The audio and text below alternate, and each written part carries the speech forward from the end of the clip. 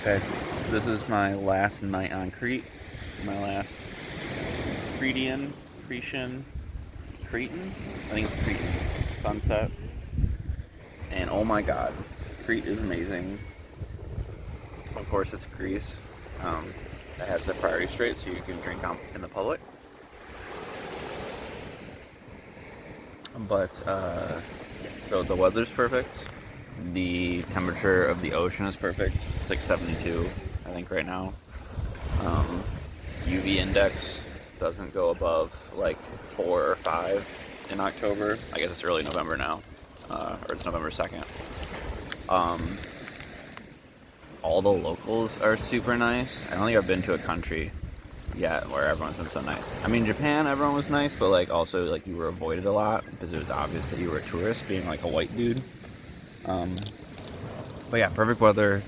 Everything's really cheap too because this is considered off season for some weird reason. It has so far sprinkled on me once earlier this morning, and when I say sprinkle, that feels like an overstatement. It was. Let me turn a little bit. You got a better view. It was like 10 minutes of. It felt like something water dripping from like a gutter or something like that amount of water. And tomorrow is my flight to Athens. Excited about that. I hear a lot of mixed things about Athens. People who really love it and say they could spend 5 days there, and other people who hate it and think you should only spend like a day or two there. But I think the people who hate it are people who like also hate Paris and just expect everything to look like a Disney movie. So I'm thinking I'm gonna like it. Right now I'm in Hania, which is, I think it's the second biggest city on Crete.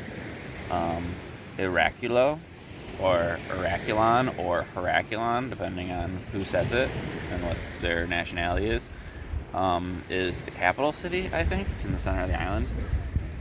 That was the one I took the ferry from Santorini to. And apparently the Nazis destroyed it in World War II. So it's just sort of like a modern city now. With a couple of like older buildings in its core, but it's really just a modern city. I honestly thought there was way more to do there than in Hania, where I'm currently at. Hania did not get bombed. The old city center is much more intact. But it's basically just overrun by ice cream shops and tourist shops and car rental places. I think if someone tells you that Iraculo sucks and Hania is where to spend all your time, I think that tells you a lot about what they appreciate in vacationing. I think there was way more to do in Iraculo, and I wish I spent at least an extra day there. Hania's been cool, but like if I had another day here, I think I would just have nothing to do. Like I'd have to do a day trip somewhere. 2 days ago I got to Hania, or 3 days ago I got to Hania. 2 days ago, but it was just late at night. 2 days ago I did the Samaria Gorge, and took a bus from Hania there. That was really cool. It sure as hell wasn't the best hike I've done in the world, and it sure as hell wasn't the hardest hike I've done in the world. Which whenever I would tell people that I was going to do that hike, they kept warning me about how hard it was. Even like random guy at the bus station, when I was waiting for the bus, told me that it's the hardest hike he's ever done in his life. Which, if you have like a moderate amount of hiking experience, you'd be fine. It's just long. I think it was 10 miles. And the most irritating thing was that the rocks, like the trail is very rocky, and all of the rocks are just big enough to where you like can't really rest while standing, if that makes sense. Like you're always balancing as you're taking a step. So even like towards the end of it, I could feel my ankles getting tired, and I kept like mini rolling them because I'd take a step on something and then like a muscle would give out or something. So that's the most difficult thing. If you have knee or ankle problems, you probably want a hiking stick just for that reason. But otherwise, it was not difficult.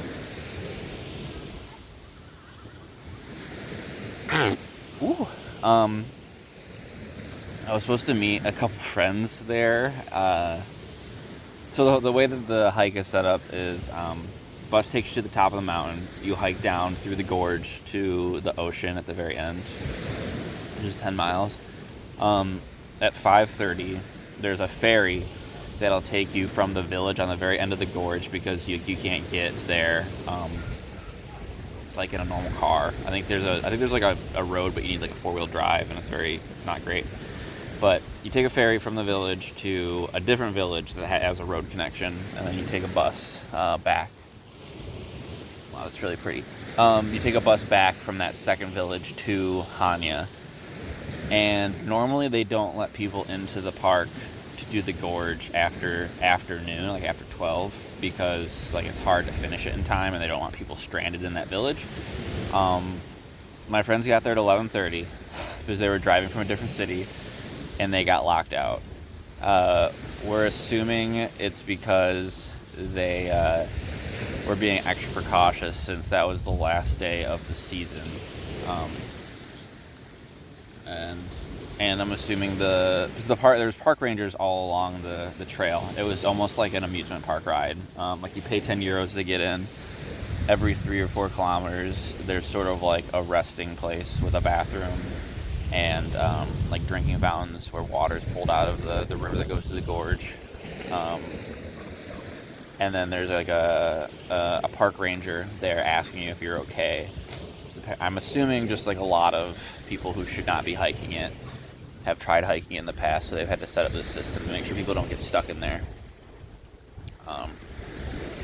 So it's very regulated, almost overly regulated. I wish it was a lot more sort of freelance, but I had a couple of friends arrive at 11:30 and get locked out because they didn't believe that the park rangers didn't believe that they'd be able to finish in time, which was BS. I got there at 10, finished at 4, and remember the ferry's at 5:30, and I was lollygagging my ass off. I took like a half hour, 45 minutes for lunch, and spoke to 2 like older ladies from Canada, and I was stopping and taking pictures every 5 minutes. Like they easily could have done it in 5 hours and gotten out by 5. They started at 11, but they found a hike somewhere else in the area that they could do, so that wasn't bad. And then yesterday, one of those same people had rented a car, and we went basically like beach hopping around the island and checked out a couple beaches. That was cool. And then today was just sort of like a lazy explore Hanya day, where primarily I just walked around the old city, pet some cats, went in an area I'm pretty sure I wasn't supposed to on top of the city wall, but I got a good picture. And then now sitting at the beach watching my last sunset on Crete. But yeah, come to Crete. It's fucking amazing. Like, I don't know, like October is like perfect. Sure, the water could be a little warmer, like maybe like mid-October would be optimal. It's so cheap.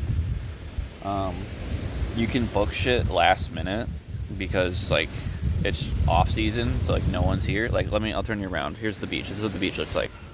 Like wowie oh woo. And you can see there's a bunch of like restaurants and stores that are closed already. Because it's off season. Yeah. Recommendation, come to Crete.